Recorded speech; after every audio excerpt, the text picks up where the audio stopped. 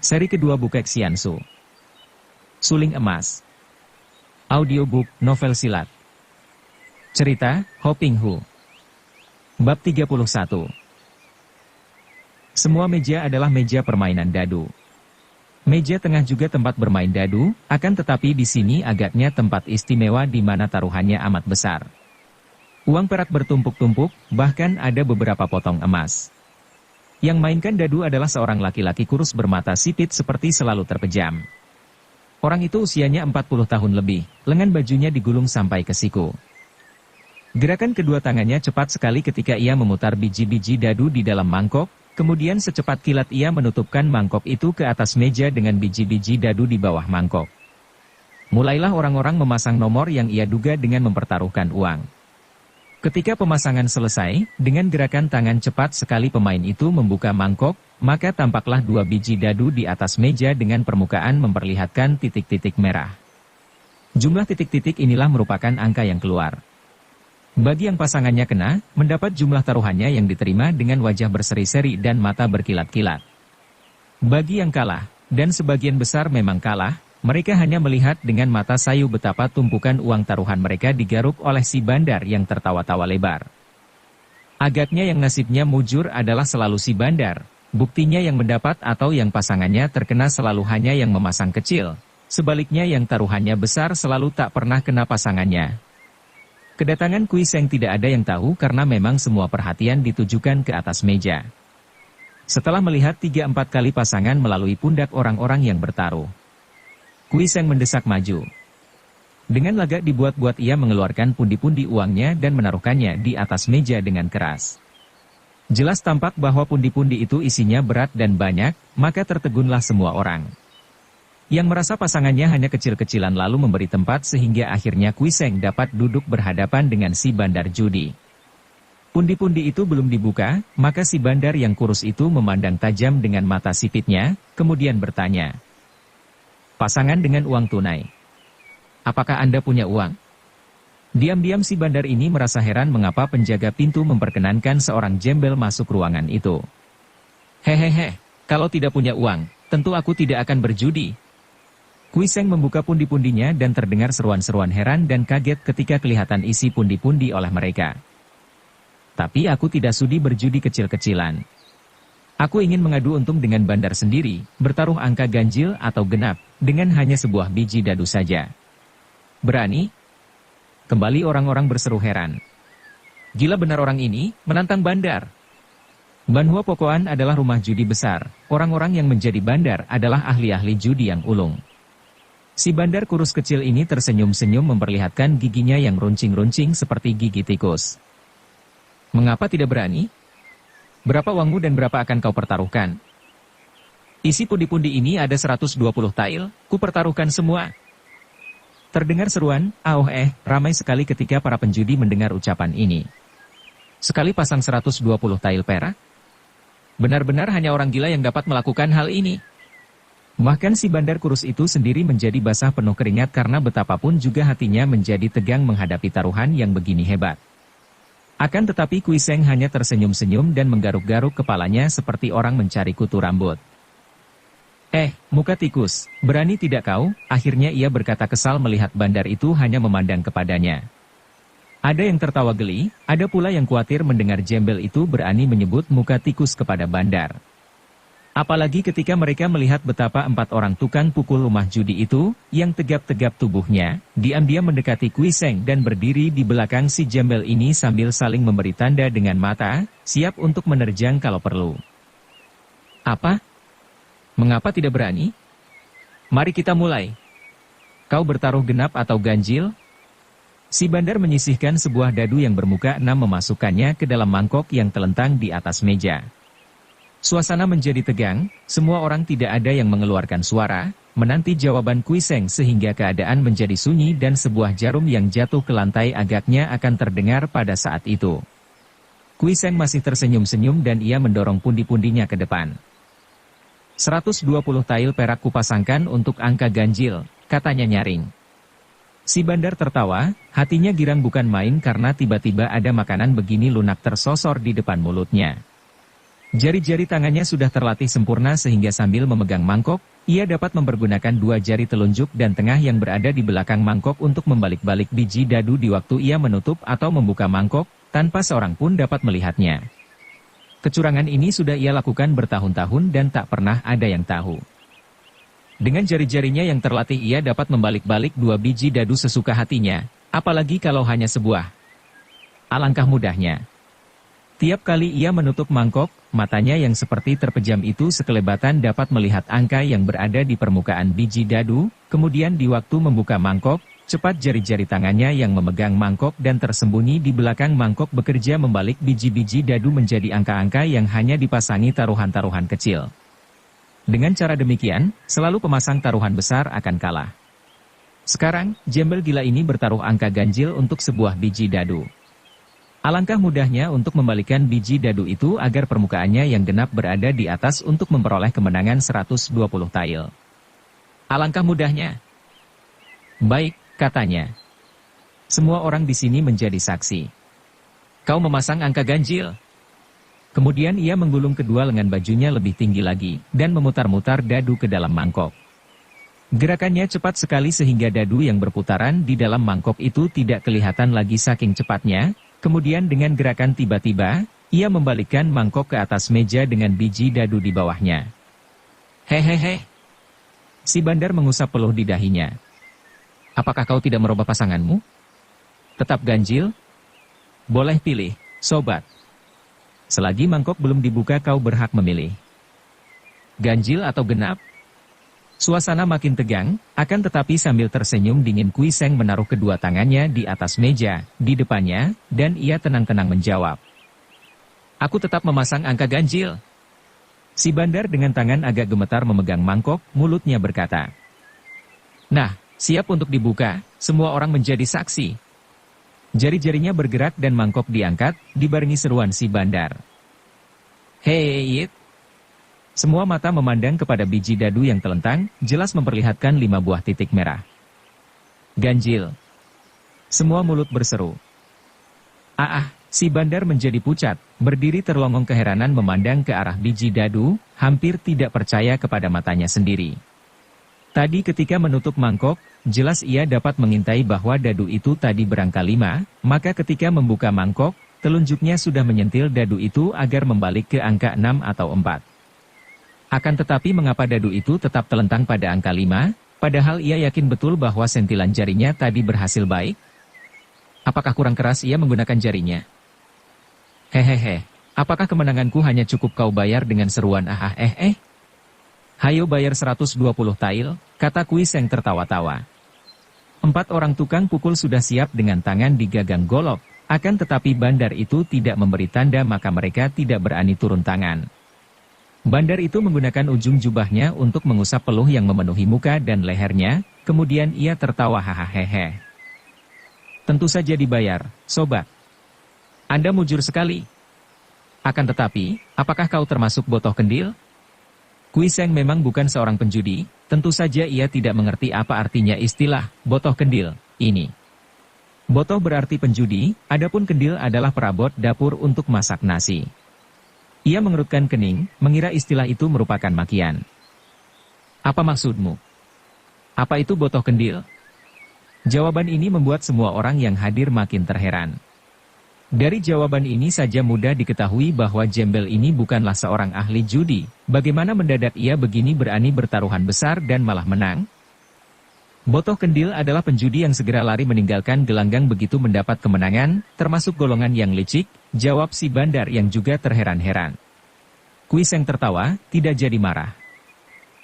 Wah, belum apa-apa kau sudah takut kalau aku pergi membawa kemenanganku. Bandar macam apa kau ini, tidak berani menghadapi kekalahan? Jangan khawatir, tikus, aku tidak akan lari. Hayo bayar dulu kemenanganku. Dengan tangan gemetar akan tetapi mulut memaksa senyum, bandar itu memerintahkan pembantunya untuk membayar jumlah taruhan itu, dimasukkan ke dalam pundi-pundi hitam. Ketika menerima pembayaran ini, Kui Seng lalu menaruh pundi-pundi baru di sebelah pundi-pundi kuningnya sambil berkata, suaranya nyaring.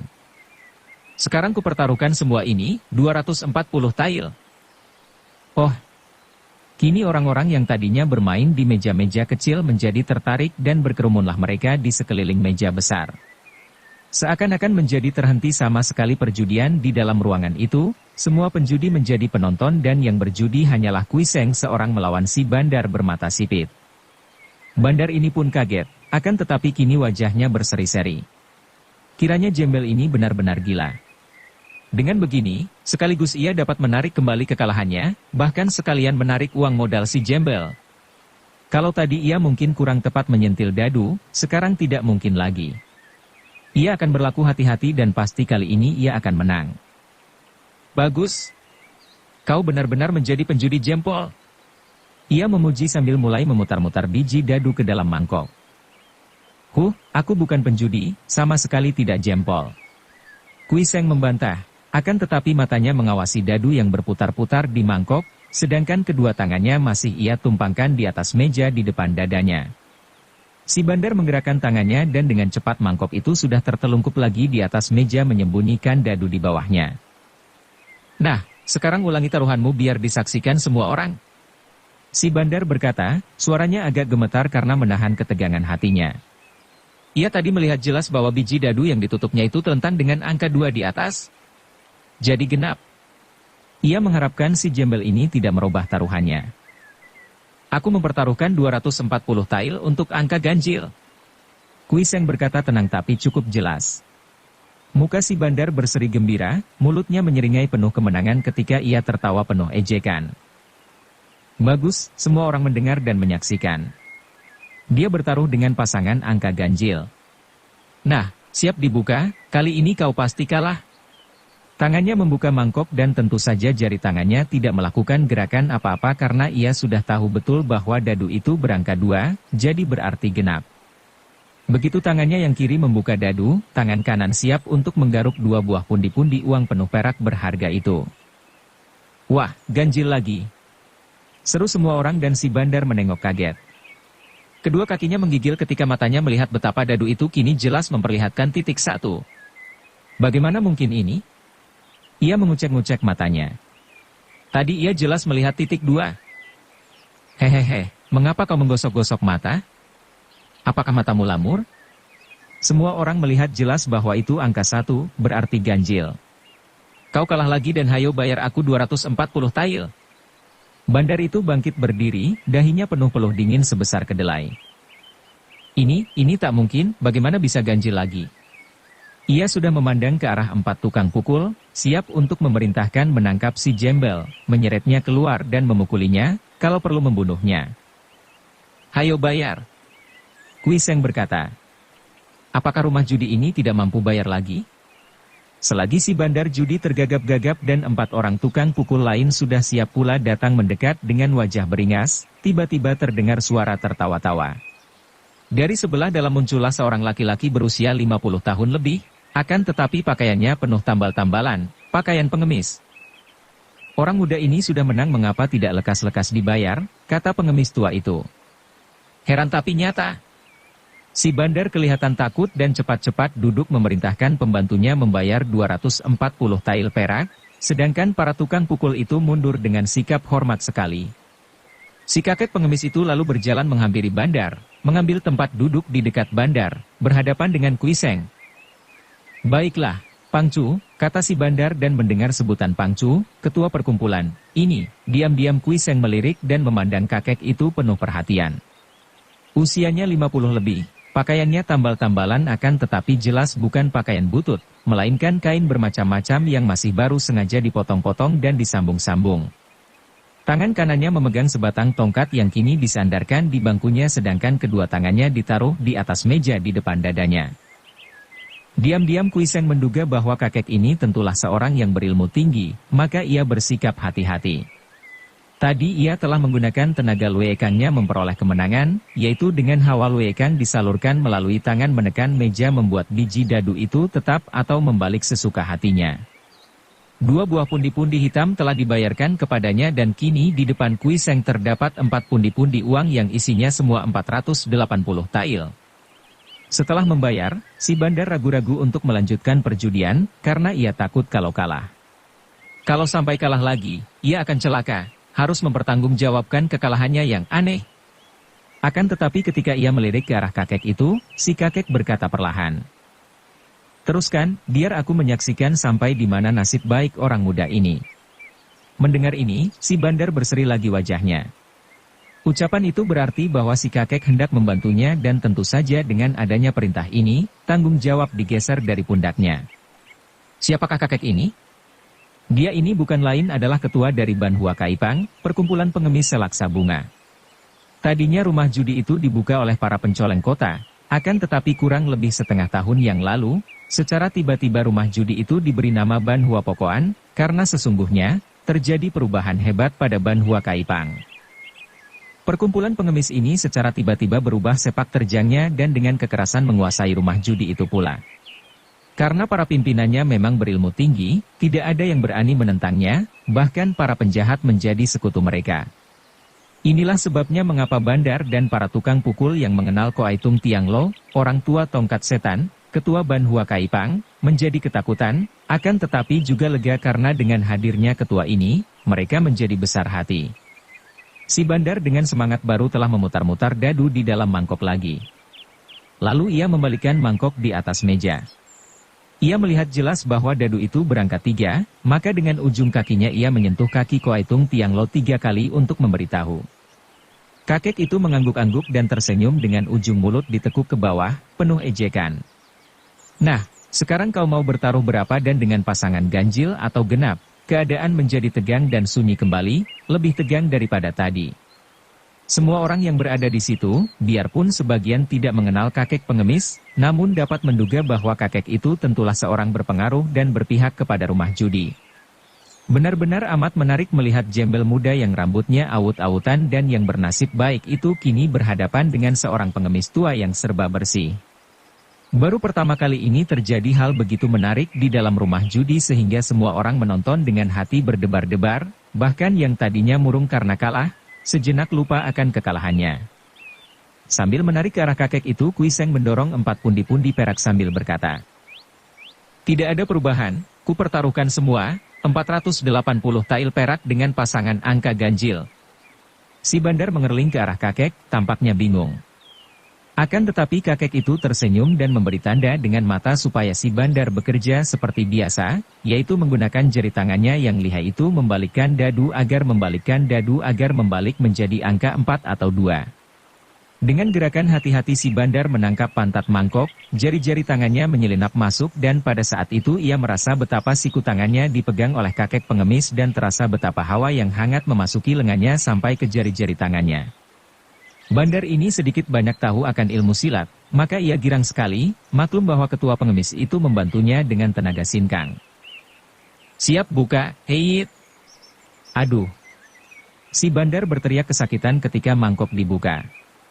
Jari-jari tangannya yang menyentil biji dadu seakan-akan digencet antara dua tenaga yang merupakan 2 jepitan baja, tertekan oleh hawa sinkang si kakek dan terhimpit dari depan oleh hawa yang tidak tampak yang entah bagaimana memasuki biji dadu. Cepat ia menarik kembali tangannya. Ganjil lagi. Hebat. Semua orang berseru ketika melihat biji dadu itu memperlihatkan angka 3. Diam-diam si kakek menatap wajah Kui Seng.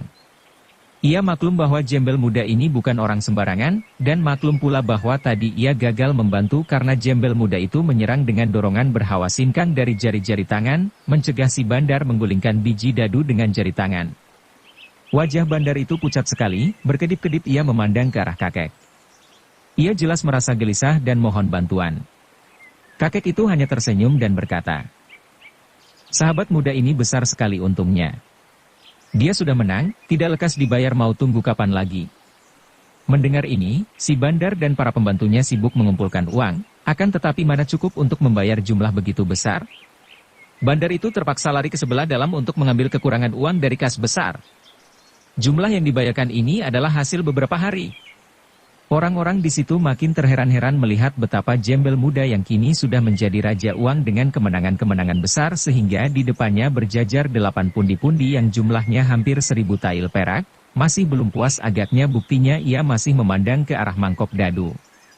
Kini kakek pengemis itu yang bertanya. "Sahabat muda masih berani melanjutkan?" Kui Seng tertawa, menengok ke kanan kiri. Mana arak? Berilah seguci arak berapa saja ku beli. Aku sudah menjadi kaya raya, hahaha. Seorang tukang pukul menerima tanda kedipan mata dari kakek pengemis. Cepat-cepat ia menggotong seguci besar arak dan meletakkannya di depan Kuiseng. Tidak usah bayar, sahabat. Arak ini adalah suguhan kami untuk tamu yang menjadi langganan baik. Kata si kakek yang kini tidak sembunyi-sembunyi lagi bersikap sebagai tuan rumah. Bagus. Terima kasih. Sudah diberi kemenangan besar, masih disuguhi arak lagi. Kata Kuiseng yang segera mengangkat guci dan menuangkannya ke mulut, minum sampai bergelegak suaranya. Setelah habis setengah guci, ia baru berhenti dan mengusap mulutnya dengan ujung lengan baju. Arak baik, haha, hayo teruskan permainan. Ketika bandar yang bermuka pucat itu dengan tangan menggigil memegang mangkok, si ketua pengemis merampas mangkok dan mendorong bandar itu ke pinggir. Dorongan perlahan saja akan tetapi bandar itu hampir roboh, terhuyung-huyung sampai jauh. Hahaha, memang dia sialan. Kuiseng menertawakan. Koaitung Tianglo memegang mangkok dan memandang Kuiseng dengan mata penuh selidik. Orang muda, kau hendak pasang berapa? Hehe, semua ini kupasangkan untuk angka ganjil, haha. Gila, seru seorang di antara para penonton. Ia berkata demikian karena tidak tahan hatinya melihat betapa kemenangan sebesar itu akan diludeskan dalam sekali pasangan. Kuiseng mendengar makian menengok dan melihat muka orang yang pucat, mata yang muram tanda kalah judi. Kau benar, sahabat. Memang kita semua yang sudah memasuki rumah judi adalah orang-orang gila belaka. Hahaha. Orang tua, kau mainkanlah dadu itu. 8 pundi-pundi ini untuk angka ganjil. Orang muda, apakah yang kau kehendaki? Tentu bukan kemenangan uang. Kata si kakek sambil mulai memutar-mutar dadu dalam mangkok. Gerakannya kaku, tidak seindah dan secepat gerakan bandar tadi. Memang Koaitung Tianglo bukanlah seorang bandar judi. Namun, biar tangannya kaku dan seperti tidak bergerak, dadu di dalam mangkok itu berputar cepat sekali, jauh lebih cepat daripada kalau diputar oleh si bandar tadi. Hehe, orang tua, kau benar. 8 pundi-pundi perak ini kupertaruhkan untuk angka ganjil. Kalau aku kalah, kau boleh ambil semua perak ini tanpa banyak urusan lagi. Akan tetapi kalau aku yang menang, aku hanya minta dibayar sebuah keterangan. Semua orang makin terheran, akan tetapi kakek itu tersenyum maklum. Memang bagi orang-orang Kang Ou, uang tidaklah berharga. Uangmu 8 kantung, sudah jelas harganya. Akan tetapi keterangan itu, harus disebutkan dulu agar diketahui harganya, apakah cukup dibayar dengan 8 kantung perak. Percakapan ini benar-benar tak dapat dimengerti oleh tukang judi yang mendengarkan dengan perasaan heran. Kuiseng mengangguk. Itu pantas. Keterangan itu adalah tentang diri seorang jembel muda macam aku ini yang menyebut dirinya Kaiong, Raja Pengemis. Aku ingin berjumpa dengannya. Berubah wajah kakek itu mendengar ini, matanya menyambar tajam. Ada urusan apakah dengan Kaiong? Urusan pribadi. Bagaimana, kau terima? Kakek itu mengangguk. Boleh. Akan tetapi keterangan itu jauh lebih berharga daripada 8 pundi-pundi perak. Kalau kau kalah, keterangan tidak kau dapat, 8 pundi-pundi ini berikut tangan kirimu harus kau bayarkan kepadaku. Kalau kau menang, uangmu ini kau bawa pergi bersama keterangan tentang di mana adanya Kaiong. Akur? Semua orang terkejut. Bukan main taruhan itu. Berikut tangan kiri? Berarti tangan kiri jembel muda itu kalau kalah harus dibuntungi? Kalau tidak gila, tentu si jembel menolak. Akan tetapi, Kuiseng mengangguk dan berkata, cocok. Wah, benar-benar jembel muda ini sudah gila. Masa sebuah keterangan tentang seorang Kaiong saja dipertaruhkan dengan hampir 1000 tail perak berikut sebuah tangan dibuntungi. Keadaan menjadi tegang bukan main, bahkan kini ditambah rasa ngeri di hati. Dadu itu berputaran makin cepat dan tiba-tiba mangkok itu ditutupkan di atas meja, menyembunyikan dadu yang akan menentukan nasib si jembel dan tangan kiri. Koaitung Tianglo masih menindih mangkok tertutup, sedangkan tangan kanannya terletak di atas meja dengan jari-jari tangan terbuka. Namun, suasana yang amat tegang itu sama sekali tidak mempengaruhi si jembel muda, kini ia malah mengangkat guci dengan tangan kanan untuk dituangkan isinya ke dalam mulut, sedangkan tangan kirinya juga terletak di atas meja dan matanya terus melirik ke arah mangkok di atas meja. Melihat kesempatan selagi lawannya minum arak, Koai Tung Tianglo segera berseru. Siap buka, lihatlah. Tangan kirinya mengangkat mangkok dan jari-jari tangan kiri mengangkat mangkok dan jari-jari tangan kanannya menegang. Akan tetapi pada saat itu, juga jari-jari tangan kiri Kui Seng menegang dan seperti halnya Koai Tung Tianglo, dari jari-jari tangan ini, menyambar keluar tenaga sinkang, hawa sakti, ke arah biji dadu di atas meja. Semua mata memandang dan terdengar seruan heran karena begitu mangkok dibuka, biji dadu di atas meja itu berputaran. Hal ini tentu saja tidak mungkin karena begitu mangkok ditutup, tentu biji dadu itu telah jatuh ke meja dan berhenti bergerak. Bagaimana sekarang bisa berputaran? Hanya sebentar saja dadu itu berputar, mendadak ini berhenti sehingga semua mata memandang dengan terbelalak dan melotot seperti mau terloncat keluar dari tempatnya. Kembali terdengar seruan-seruan tertahan di sana-sini ketika mereka melihat betapa biji dadu itu terletak miring sedemikian rupa sehingga permukaannya dibagi dua antara titik-titik angka 3 dan 2. Akan tetapi dadu itu bukannya diam melainkan bergerak ke kanan-kiri, sebentar mendoyong ke angka 3, di lain saat mendoyong ke angka 2, seakan-akan ada kekuatan tak tampak yang saling dorong, saling mengadu kekuatan untuk mendorong dadu roboh telentang memperlihatkan permukaan angka 3 atau 2. Ketika orang-orang yang berada di situ memandang kepada dua orang pengemis tua dan muda itu, mereka makin kaget dan heran, lalu gelisah dengan sendirinya. Pengemis tua itu wajahnya merah sekali dan basah penuh peluh, tangan kanannya menggetar di atas meja dengan jari-jari terbuka dan telapak tangan menghadap ke arah dadu, napasnya agak terengah-engah. Adapun pengemis muda itu masih enak-enak saja duduk dengan tangan kiri dibuka jarinya menghadap ke depan, tangan kanan masih memegang guci arak yang diminumnya dan kini perlahan-lahan diletakkannya guci arak ke atas meja. Gerakan ini menimbulkan getar pada meja dan dadu itu membalik hampir telentang dengan muka angka 3, akan tetapi terdengar Koai Tung Tianglo berseru aneh dan dadu itu membalik lagi menjadi miring. Pangcu, apa kau masih hendak berkeras? Terdengar Kui Seng berkata sambil tersenyum.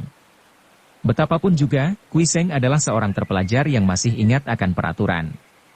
Ia maklum bahwa pengemis tua yang dipanggil Pangcu, ketua, ini adalah seorang terkemuka, maka ia sengaja tidak mau membikin malu.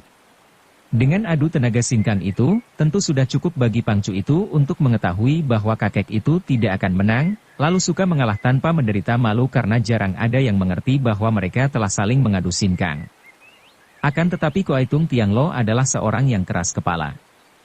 Apalagi sekarang setelah ia mengandalkan pengaruhnya kepada seorang yang ia anggap paling sakti di dunia ini, yaitu orang berjuluk Raja Pengemis, maka ketua Banhua Kaipang ini menjadi tinggi hati. Mana ia sudi mengalah terhadap seorang jembel tak ternama yang seperti miring otaknya ini? Tiba-tiba Koai Tung Tianglo berseru keras dan biji dadu itu melayang naik dari atas meja. Kakek itu sendiri bangkit berdiri, tangan kanannya kini dengan terang-terangan diangkat ke depan sedangkan tangan kirinya masih memegang mangkok. Kui Seng menghela napas. Kakek ini benar-benar keras kepala, perlu ditundukkan. Ia masih saja duduk, tapi tangan kirinya terpaksa ia angkat dan tertuju ke atas, ke arah dadu yang mengambang di udara dalam keadaan masih miring. Tentu saja semua orang menahan napas, mata terbelalak mulut ternganga memandang peristiwa aneh itu. Mereka tidak mengerti jelas apa yang terjadi dan siapa di antara mereka berdua yang bermain sulap, akan tetapi mereka dapat menduga bahwa terjadi pertandingan hebat di antara kedua orang aneh itu. Aiy! Teriakan ini keluar dari dalam dada Koai Tung Tianglo dan menyambarlah mangkok dari tangan kirinya menuju Kui Seng. Namun pendekar ini sambil tersenyum mengulur tangan kanan dan sebelum mangkok itu menyentuh tangan kanannya, benda itu sudah terpental kembali kemudian terhenti di tengah-tengah, biji dadu itu seperti mengambang di udara karena terjepit di antara dua rangkum tenaga dahsyat yang saling mendorong. Semua yang hadir harap lihat baik-baik, angka berapakah permukaan dadu itu? Ucapan Kui Seng ini diikuti pengerahan tenaga sinkang. Tadi dalam menahan serangan lawan ia hanya mempergunakan sepertiga tenaganya saja, maka kini ia menambah tenaganya dan betapapun Koai Tung Tianglo mempertahankan sekuat tenaga, tetap saja dadu itu kini membalik dan biarpun masih mengambang di udara, namun jelas kini memperlihatkan angka 3 pada permukaannya. Semua orang yang melihat angka 3 ini, tentu saja serentak berkata, angka 3. Berarti angka ganjil. Pangcu, kau kalah. Pada saat Kuiseng berkata demikian itu 4 orang tukang pukul sudah mencabut golok dan membacok kepala dan leher Kuiseng dari belakang. Tentu saja Kuiseng tahu akan hal ini, namun karena sambaran tenaga 4 batang golok itu tidak arti baginya dan karena ia sedang mengerahkan sinkang sehingga seluruh tubuhnya terlindung ia pura-pura tidak tahu dan diam saja. 4 batang golok itu meluncur kuat ke arah kepala dan leher, tiba-tiba. Bersambung ke bab 32. Dukung kami dengan subscribe, follow, like, komen dan share. Terima kasih.